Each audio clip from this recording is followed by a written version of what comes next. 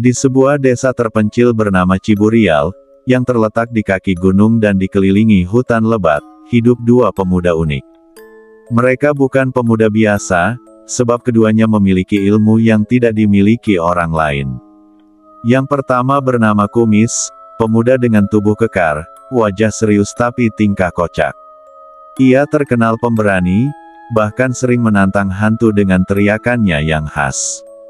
Yang kedua adalah sahabatnya, Rusdi, sosok kurus, santai, dan suka bercanda meski dalam situasi genting. Kehebatannya terkenal aneh, ia memiliki ilmu sandal jepit terbang, warisan dari kakeknya yang dulu seorang dukun sakti. Malam itu, suasana desa mendadak mencekam. Angin bertiup kencang, suara anjing melolong panjang, dan kabut turun dari hutan. Warga desa resah karena sudah 3 malam berturut-turut terdengar suara perempuan menangis di pinggir sawah, disertai penampakan bayangan putih tinggi besar yang sering terlihat di dekat pohon beringin tua. Warga akhirnya meminta Kumis dan Rusdi turun tangan. "Miss, kalian berdua aja yang maju. Kami udah nggak kuat tiap malam diganggu," pinta seorang tetua desa dengan wajah pucat.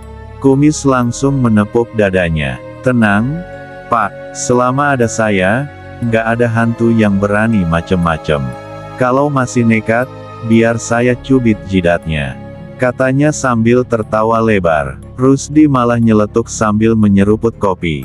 "Kalau hantunya kebal cubitan gimana, Miss? Palingan sandal gue duluan yang beterbangan." Dengan berbekal lampu Petromax, sebatang rokok di bibir Rusdi, dan sebilah golok peninggalan leluhur di pinggang Kumis, mereka berdua berangkat ke sawah. Suasana mencekam. Dari kejauhan, terdengar sayup-sayup suara tangisan wanita. Semakin dekat ke pohon beringin, suara itu makin jelas. "Miss, kayaknya dia lagi nunggu kita, nih," bisik Rusdi dengan nada menggoda. "Kalau dia nunggu, biar gue sambut," jawab Kumis sambil melangkah cepat. Tiba-tiba, bayangan putih menjulang tinggi muncul di bawah beringin. Rambutnya panjang menjuntai, wajahnya samar, hanya matanya yang merah menyala. Suara tangisnya berubah menjadi tawa yang membuat bulu kuduk berdiri. "Kalian tidak akan pulang hidup-hidup," teriak sosok itu dengan suara menggelegar. Kumis langsung maju, tanpa ragu. "Woi hantu, kalau berani jangan cuma ketawa doang, sini lawan gue," teriaknya sambil mengibaskan goloknya. Hantu itu melayang cepat ke arah Kumis. Namun, Kumis melompat ke samping dengan sigap. Goloknya ditebaskan, membuat angin kencang membelah kabut. Di sisi lain, Rusdi hanya menguap sambil melepas sandal jepitnya. "Udahlah, kasihan, Miss. Gue beresin cepet aja," katanya santai. Dengan satu mantra sederhana, ia melempar sandal jepitnya ke udara. Jepit, terbang. Sandal itu berputar-putar di udara, lalu meluncur kencang seperti peluru, menghantam wajah hantu tersebut. "Plarrrr." Jeritan menggema. Hantu itu bergetar, tubuhnya seperti terbakar asap hitam, lalu menjerit semakin keras.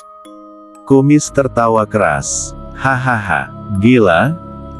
Sandal lo lebih sakti daripada golok gue." Rusdi nyengir bangga. "Makanya jangan remehin sandal jepit warisan keluarga gue. Ini bukan sandal biasa, Miss. Kalau sekali kena, hantunya bisa pingsan 7 turunan." Hantu itu akhirnya memudar menjadi kabut hitam, lalu lenyap di telan malam. Suasana kembali hening. Hanya suara jangkrik dan angin malam yang tersisa. Kumis mengusap keringatnya sambil berkata, "Yaelah, ternyata hantunya cuma bisa nangis sama ketawa doang. Kalau gue tahu gitu, mending gak usah bawa golok. Cukup sandal lo aja, Di." Rusdi merokok lagi sambil duduk di pematang sawah. "Iya, tapi inget, Miss. Masih banyak hantu lain di desa ini. Siap-siap aja, malam belum tentu berakhir tenang." Dan benar saja, dari kejauhan terdengar lagi suara seram. Bukan tangisan kali ini, melainkan suara ketawa anak kecil yang bergema dari hutan bambu. Mereka saling pandang. Kumis tersenyum lebar, Rusdi hanya menghela napas. "Yah, kerjaan kita belum selesai, Miss."